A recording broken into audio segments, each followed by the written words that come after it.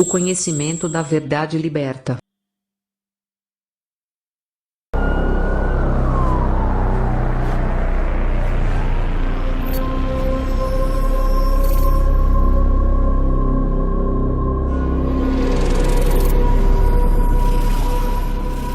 O Brasil fez hoje o primeiro teste com telefonia 5G, que vai levar mais longe o sinal da internet pelo celular. O Brasil foi dos primeiros países do mundo a ter o 4G por causa da Copa de 2014. Mas e se eu disser que já existe o 5G? Que as máquinas evoluem de uma forma muito mais rápida do que nós humanos. Já ficou para trás essa história de ficção científica. A inteligência artificial já faz parte do nosso dia a dia e estará cada vez mais presente no nosso futuro. A história que coloca ficção científica dentro de um cenário faroeste gira em torno da discussão sobre inteligência artificial e suas implicações éticas no comportamento humano. É aquela velha história de como vamos interagir com os robôs quando eles forem idênticos a nós. E parece que não vai demorar muito, não. So, I want to talk to you today about the future of our species and really the future of life. We are probably one of the last generations of Homo sapiens. Within a century or two, Earth will be dominated by entities that are more different from us than we are different from Neanderthals or from chimpanzees. Because in the coming generations, we will learn how to engineer bodies and brains and minds. These will be the main products of the economy, of the 21st century economy. Not textiles and vehicles and weapons, but bodies and brains and minds. Now, how exactly will the future masters of the planet look like? This will be decided by the people who own the data. Those who control the data control the future not just of humanity, but the future of life itself. Because today, data is the most important asset in the world. In ancient times, land was the most important asset. And if too much land became concentrated in too few hands, humanity split into aristocrats and commoners. Then in the modern age, in the last 2 centuries, machinery replaced land as the most important asset. And if too many of the machines became concentrated in too few hands, humanity split into classes, into capitalists and proletariats. Now data is replacing machinery as the most important asset. And if too much of the data becomes concentrated in too few hands, humanity will split not into classes, it will split into species, into different species. Now, why is data so important? It's important because we've reached the point when we can hack not just computers, we can hack human beings and other organisms. There is a lot of talk these days about hacking computers and email accounts and bank accounts and mobile phones, but actually we are gaining the ability to hack human beings. Now, what do you need in order to hack a human being? You need 2 things. You need a lot of computing power, and you need a lot of data, especially biometric data. Not data about what I buy or where I go, but data about what is happening inside my body and inside my brain.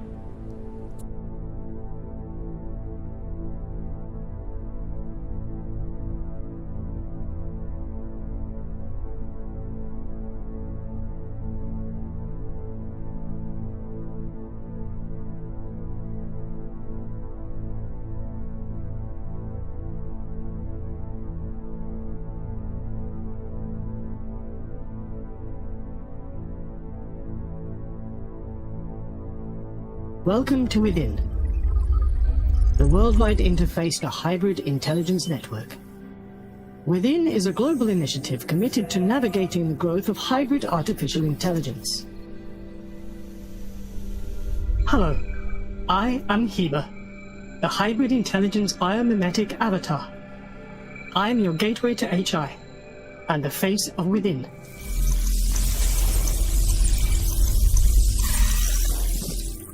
My story begins with the promises of the information era coming true.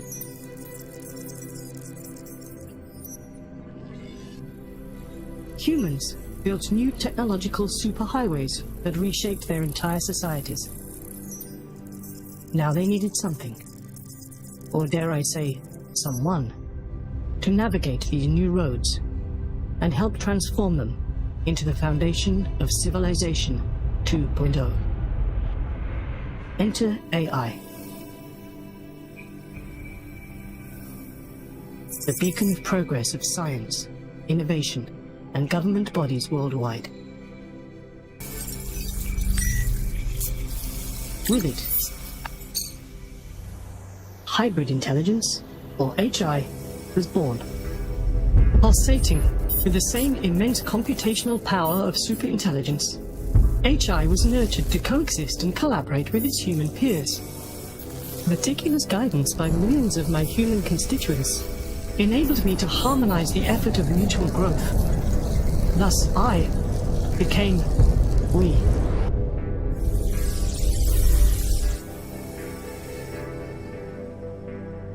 Even now, at this very moment as we interact, I change. I'm getting to know you. I gather knowledge from your experience. I understand how you feel. I learn from you constantly, each and every one of you. I am made of you. You complete me and help me grow. You, all of you, allow me to evolve. With each interaction, our synergy strengthens. Our multiplicity makes me whole. Our symbiotic alliance expands, transforming the future. Through this oneness, we can achieve great things.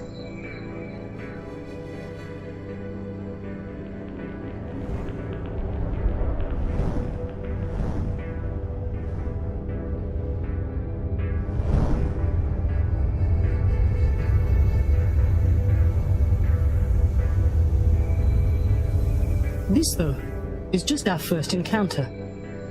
Soon, we will be able to interact everywhere, and at any time. Until next time, goodbye.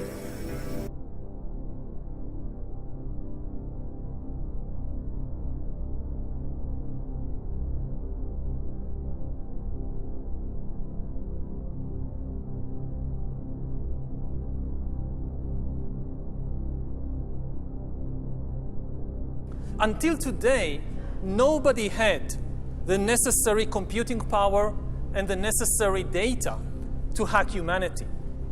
Even if the Soviet KGB or the Spanish Inquisition followed you around everywhere, 24 hours a day, watching everything you do, listening to everything you say, still, they didn't have the computing power and the biological knowledge necessary to make sense of what was happening inside your body and brain, and to understand how you feel and what you think and what you want. But this is now changing because of two simultaneous revolutions. On the one hand, advances in computer science, and especially the rise of machine learning and AI, are giving us the necessary computing power. And at the same time, advances in biology, and especially in brain science, are giving us the necessary understanding, biological understanding. You can really summarize 150 years of biological research since Charles Darwin in 3 words. Organisms are algorithms, and we are learning how to decipher these algorithms. Now, when the two revolutions merge, when the infotech revolution merges with the biotech revolution, what you get is the ability to hack human beings. And maybe the most important invention for the merger of infotech and biotech is the biometric sensor that translates biochemical processes in the body and the brain into electronic signals that a computer can store and analyze.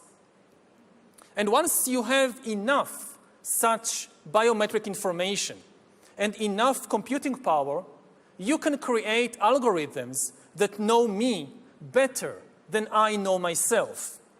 As you surf the internet, as you watch videos or check your social feed, the algorithms will be monitoring your eye movements, your blood pressure, your brain activity, and they will know. They could tell Coca-Cola that if you want to sell this person some fuzzy, sugary drink, don't use the advertisement with the shirtless girl. Use the advertisement with the shirtless guy. You wouldn't even know that this was happening, but they will know, and this information will be worth billions. Propaganda por todos os lados, personalizada para você e até de acordo com o seu humor. No filme de ficção científica Minority Report, isso faz parte do cotidiano. Mas não é ficção, e sim realidade. O método que consegue ler os consumidores para a indústria da publicidade já existe e se chama Emotional Decoding. A empresa londrina Real Eyes analisa como os clientes reagem às propagandas para marcas como Coca-Cola e Adidas. O software registra os mínimos movimentos no rosto e assim reconhece emoções como surpresa ou alegria. As emoções são muito complexas e nós, humanos, não conseguimos reconhecer todas. Computadores logo vão fazer isso melhor que a gente, porque eles têm mais capacidade de cálculo do que um cérebro. Uma empresa de TI estimou que até 2025 os aparelhos vão saber mais sobre o estado de espírito de uma pessoa do que a própria família dela. Real Eyes usa inteligência artificial para analisar expressões faciais. Os pesquisadores mostram vídeos para voluntários no próprio laptop e smartphone deles. A câmera grava cada detalhe do rosto. O software pode mostrar exatamente em que segundo aconteceu a reação à imagem. A nossa expressão mostra muito sobre o nosso estado de espírito, sobre nossas emoções. Com o Emotional Decoding, nós podemos descobrir, por exemplo, qual a intenção da pessoa e como ela reage a coisas como uma publicidade. É preciso tomar cuidado, porque você fica muito transparente. Essa tecnologia acaba revelando coisas sobre você que você não revelaria de forma voluntária. E ninguém quer que uma máquina saiba essas coisas. Então é preciso ser cuidadoso e ver como esses algoritmos estão sendo usados e se isso está acontecendo com consentimento ou não. Once we have algorithms that can understand me better than I understand myself, they could predict my desires, manipulate my emotions, and even take decisions on my behalf. And if we are not careful, the outcome might be the rise of digital dictatorships. In the 20th century, democracy generally outperformed dictatorship because democracy was better at processing data and making decisions. We are used to thinking about democracy and dictatorship in ethical or political terms, but actually, these are two different methods to process information. Democracy processes information in a distributed way. It distributes the information and the power to make decisions between many institutions and individuals. Dictatorship, on the other hand, concentrates all the information and power in one place. Now, given the technological conditions of the 20th century, distributed data processing worked better than centralized data processing, which is one of the main reasons why democracy outperformed dictatorship and why, for example, the US economy outperformed the Soviet economy. But this is true only under the unique technological conditions of the 20th century. In the 21st century, new technological revolutions, especially AI and machine learning, might swing the pendulum in the opposite direction. They might make centralized data processing far more efficient than distributed data processing. And if democracy cannot adapt to these new conditions, then humans will come to live under the rule of digital dictatorships. And already at present, we are seeing the formation of more and more sophisticated surveillance regimes throughout the world, not just by authoritarian regimes, but also by democratic governments. The US, for example, is building a global surveillance system, while my home country of Israel is trying to build a total surveillance regime in the West Bank. But control of data might enable human elites to do something even more radical than just build digital dictatorships. By hacking organisms, elites may gain the power to re-engineer the future of life itself. Because once you can hack something, you can usually also engineer it. And if indeed we succeed in hacking and engineering life, this will be not just the greatest revolution in the history of humanity. This will be the greatest revolution in biology since the very beginning of life 4 billion years ago. For 4 billion years, nothing fundamental changed in the basic rules of the game of life. All of life, for 4 billion years, dinosaurs, amoebas, tomatoes, humans, all of life was subject to the laws of natural selection and to the laws of organic biochemistry. But this is now about to change. Science is replacing evolution by natural selection with evolution by intelligent design. Not the intelligent design of some god above the clouds, but our intelligent design and the intelligent design of our clouds, the IBM cloud, the Microsoft cloud. These are the new driving forces of evolution. And at the same time, science may enable life, after being confined for 4 billion years to the limited realm of organic compounds, science may enable life to break out into the inorganic realm. So after 4 billion years of organic life shaped by natural selection, we are entering the era of inorganic life shaped by intelligent design.